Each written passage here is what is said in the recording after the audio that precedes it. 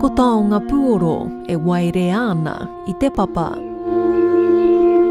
I ngā pia te tohunga puoro a Hinewirangi Kohu-Morgan e Whakaekea tuana ki runga o tana whare te ahuru mōwai o te tini. Bringing our Māori kura here from Haumanu to the whare of Hinewirangi, te whare taonga o Hinewirangi, was a ōhākī of Hinewirangi. That this was her legacy, this was her mahi, that when she passed to be with our tupuna, that she wanted her legacy to continue in tonga puoro atua wahine, nā māreikuratanga, nā whatukuratanga. So to have our wahine come to this space was like full circle. Ki konei ki te māriretanga o te wā o Hinewirangi rere ai ko ngā karanga me ngā karakia. He rau maharatanga ki te toki puoro. I didn't come back after he tangihanga. I didn't come back and takahia the whare with everybody. But coming back here today and seeing her dream and being a part of that, being a part of, you know, this magical portal space. I'm not coming back alone and I'm coming back in a different space, and it's joyous. It's joyous to see, to feel. Ma te tō mua atu ai a Hinewirangi I te rā tau.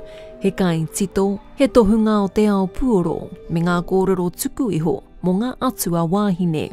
Kai te whakamaharatia, tana rongo mai whititanga. She was a very powerful force. She was a teacher at the heart of it, and she backed you, and if not, if you didn't know, would help you find out. A ko ngā tini a koranga a Hinewirangi, kua titia rawatia ki te mahara. In her learning wainuiatia, delving deep back into pūrākau, backing your own pūrākau, you know, not to be afraid of the celebrations, the trauma, the joy, the sadness of your own pūrākau. I've learnt so much because of her, and sometimes it's hard to kind of grasp.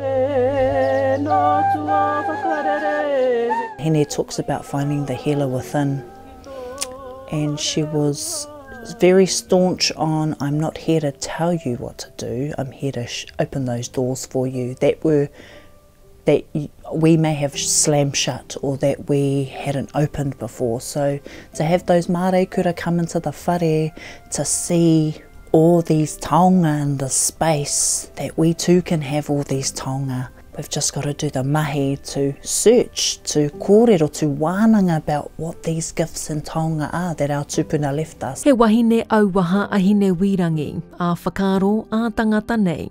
I mōhio ai a ki te raranga I te ao wairua me te ao kiko, me tana kaha aki I te tangata, kia māra mai a ki tōna ano mana, he mana tīpuna. The learning from her was your tupuna are always with you. I don't think they ever leave you, it's you that loses sight of them. So to always know that she's always here, listening, and when I hear things or when I'm sitting in space of tonga puoro, she's the first person I think of. She introduced me to this whole new world that was sitting right in front of me, and open those doors that I had shut down due to colonisation, intergenerational trauma, era mea kino, and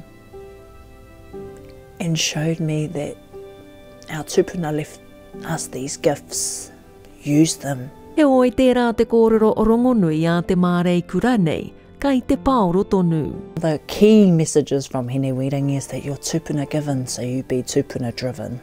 Ko Hinewirangi tēnei I nāia nei, kua noho hei tipuna mo te tini, nāna tonu I muri, I te ao kiko nei. Wikitōria Day, mā Aukaha.